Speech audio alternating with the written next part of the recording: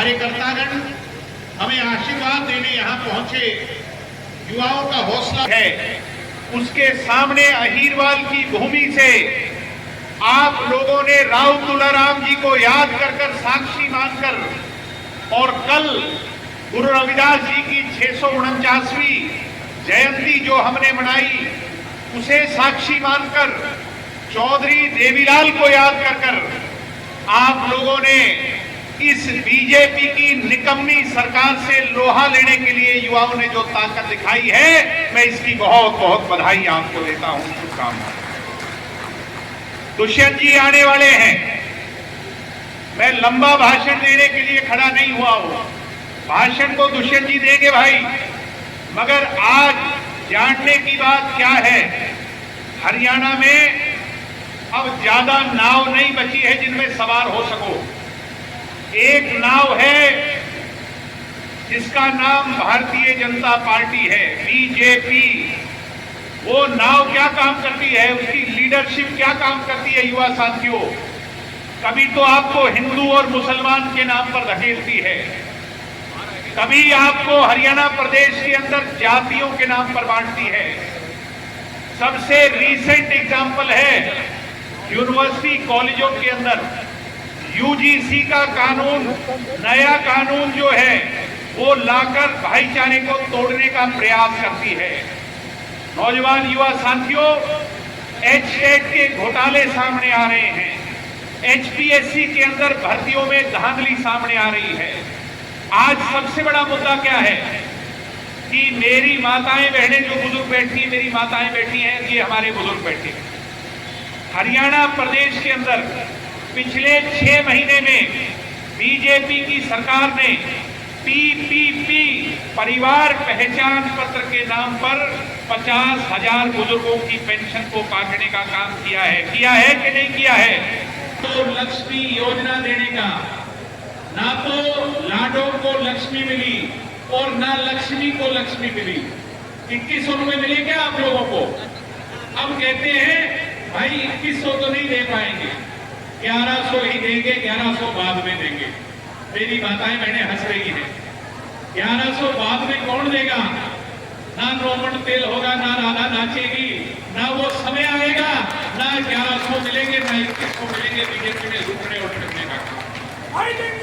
आज पीले कार्ड काट रही है, लेबर की काफी काट रही है। आज बीजेपी बेरोजगारी की खाई को बढ़ा रही है, नई नौकरी के नाम पर छलावा कर रही है। आधे से ज्यादा अदालतों में इनकी नौकरियां पेंडिंग पड़ी है। साथियों, युवा भाइयों, आज जो यूनिवर्सिटियां हैं आपके यहाँ, इंदिरा गांधी यूनिवर्सिटी है आईजीयू रेवाड़ी में, आप जाकर के देख लो, यूनिवर्सिटी नहीं बची है। अब वो केवल आरएसएस का ठिकाना और अड्डा बन करके रह गई है, आरएसएस की विचारधारा का केंद्र बन करके रह गई है। इसलिए युवा योद्धाओं, अपनी कमर को कसना होगा और बीजेपी की सरकार से, जैसे चौधरी ओम प्रकाश चौटाला कहते थे, तोप और तलवार से लड़ाइयां नहीं लड़ी जाती प्रजातंत्र में। प्रजातंत्र में लड़ाई लड़ी जाती है विचारों से।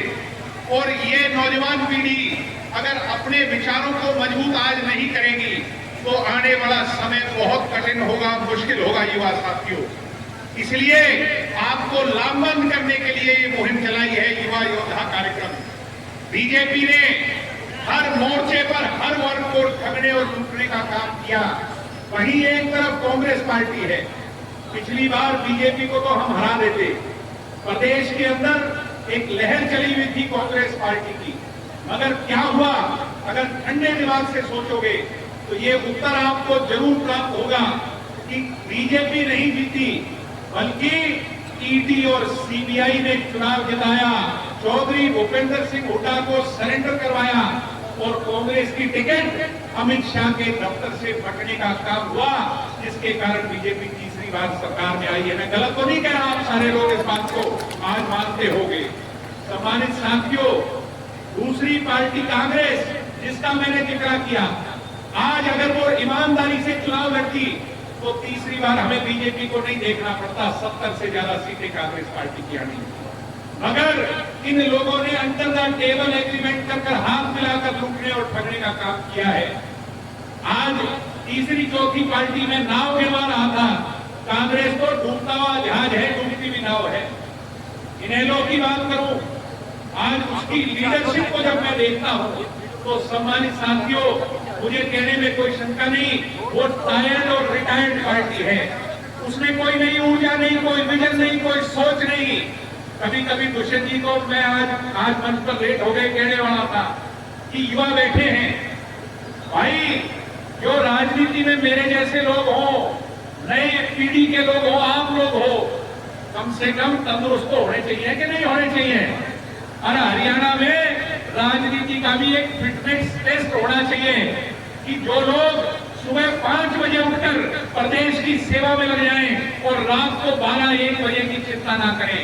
इनेलो बड़े लोग तो 12 बजे तो सुबह अपना कंबल उठाते हैं। सम्मानित साथियों, और शाम भी उनकी जल्दी हो जाती है। मैं मानता हूं वो तो इस दौड़ में शामिल ही नहीं हो पाएंगे। अगर फिटनेस टेस्ट रख दिया तो सबसे पहले फेल हो जाएंगे इंडियन नेशनल लोकल वाले लोग, टायर्ड और रिटायर्ड। तो आपकी कौन सी पार्टी है? भविष्य में कौन सा ऐसा राजनीतिक दल है, कौन सी ऐसी सोच और विचारधारा है जो हरियाणा को जोड़ सकती है, 36 बिरादरी की लड़ाई लड़ सकती है? अहीरवाल की बात कर सकते हैं। हरियाणा के अंतिम छोर से लेकर कालका की पहाड़ियों तक और कबड्डी के मैदान तक कौन सा ऐसा राजनीतिक दल है जो 36 बिरादरी को माड़ा में पिरोकर हमारे पुरखों के स्वप्न साकार कर सकता है? अगर वो कोई राजनीतिक दल है, आज ये युवा योद्धा गवाही दे रहे हैं, मीडिया के साथियों से कहूंगा, वो जननायक जनता पार्टी है। 2029 के अंदर आप इस बात को देख रहे हैं। दुष्यंत